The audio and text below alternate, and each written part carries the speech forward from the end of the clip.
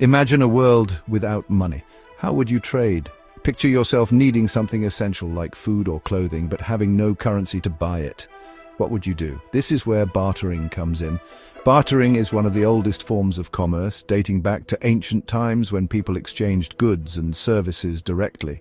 Bartering is simply swapping one good or service for another. It's a straightforward concept. You give me something I need, and I give you something you need in return. You might trade a basket of apples for a pair of shoes. This kind of trade was common in agrarian societies where people produced their own goods.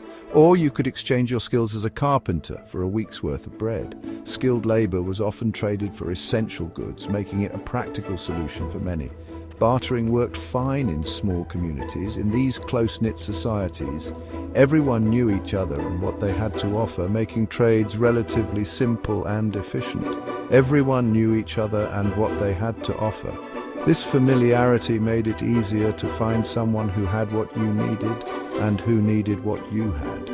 But as communities grew, bartering became complicated. The larger the community, the harder it was to find someone who wanted exactly what you had to offer. What if the shoemaker didn't want apples? This scenario highlights a significant problem with bartering. What if he needed wheat instead? The mismatch in needs made bartering inefficient and often frustrating. This double coincidence of wants was a major limitation. Both parties had to have what the other wanted, which was not always the case. Finding someone who wanted exactly what you had and who had what you wanted was a challenge. This often led to prolonged searches and negotiations. This made trade difficult and inefficient. Many potential trades fell through because the right match couldn't be found. The barter system clearly needed an upgrade. This necessity eventually led to the creation of money, a universal medium of exchange that simplified trade and boosted economic growth. People began to realize that some goods were more desirable than others.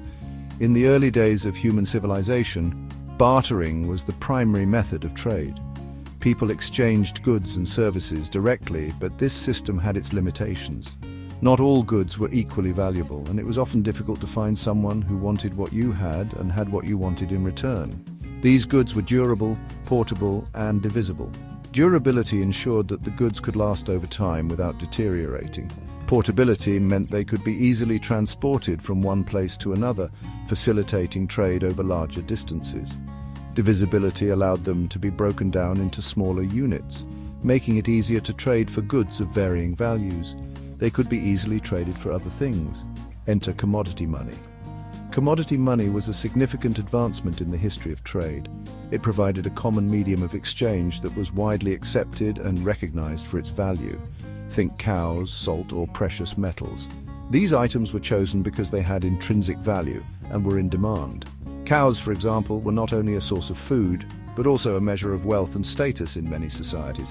These commodities became early forms of currency. They were used in various cultures around the world, each adapting to the resources available to them. For instance, cowrie shells were used in Africa and Asia, while Native Americans used wampum beads. Why cows? Well, they were valuable. In addition to their economic value, cows played a crucial role in agricultural societies. They were used for plowing fields, providing milk, and even as a form of transportation. They provided milk, meat, and leather. These products were essential for daily life, making cows a highly sought-after commodity.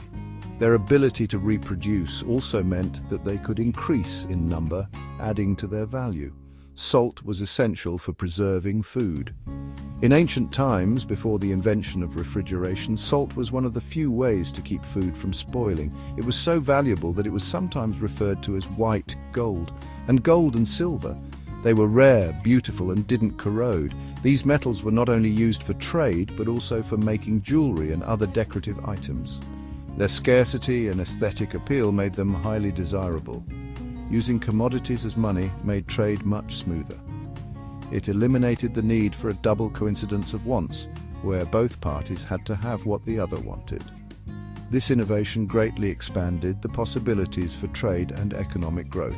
You no longer needed to find someone who wanted exactly what you had. Instead, you could trade your goods for a widely accepted commodity, which you could then use to acquire what you needed from someone else. You could trade your goods for a universally accepted commodity like silver. Silver, in particular, became a popular medium of exchange due to its durability, divisibility, and intrinsic value. Then you could use that silver to buy what you needed from someone else. This system of commodity money laid the foundation for more complex economic systems and the eventual development of coinage. However, even commodity money had its drawbacks. While it was a significant improvement over bartering, it was not without its challenges. Cows are bulky and perishable. They require care and feeding, and their value can fluctuate based on their health and the availability of resources. Salt, while more portable, could be lost or stolen. It was also subject to the elements, and its value could diminish if it became contaminated or wet. The transition to something more durable and universally accepted was inevitable.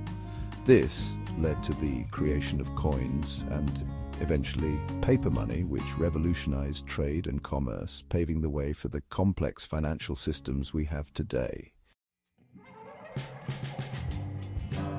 Carrying around sacks of coins wasn't exactly convenient.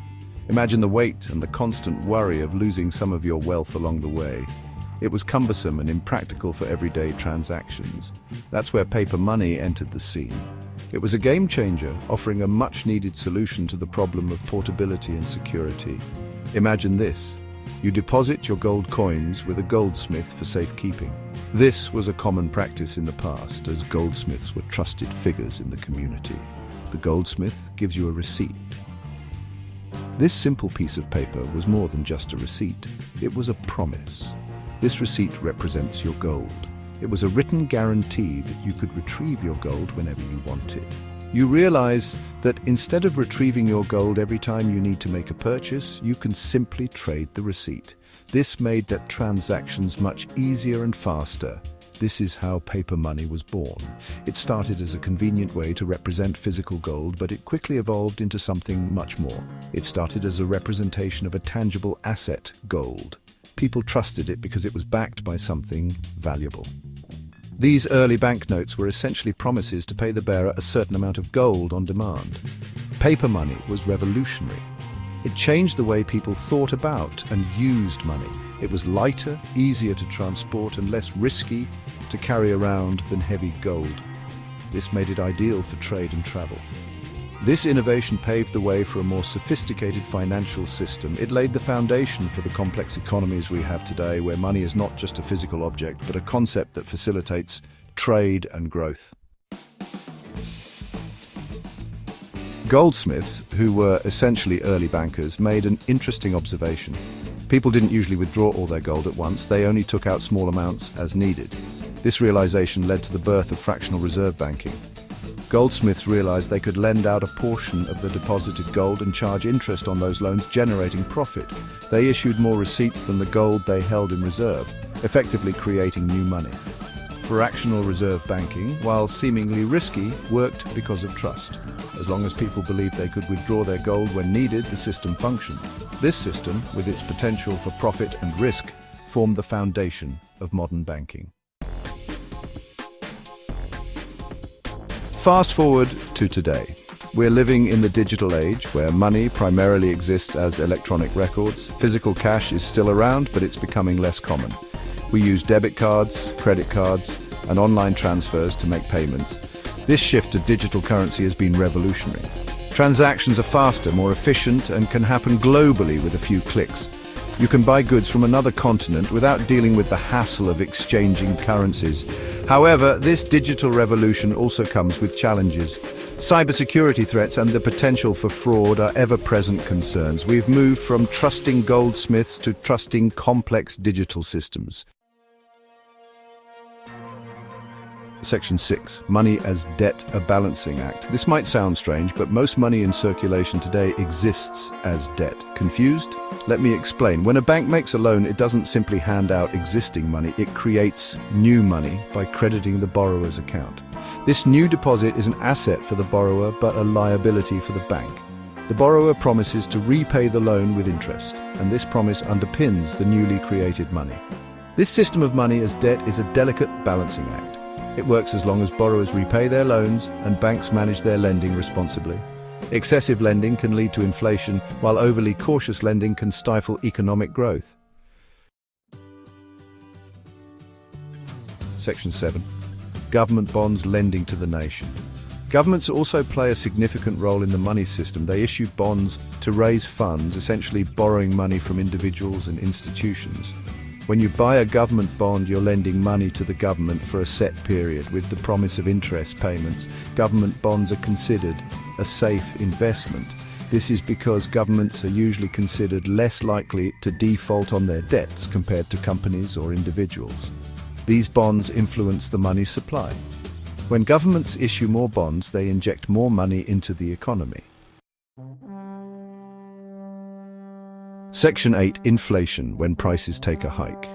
Remember how creating too much money can be a problem? That's where inflation comes in.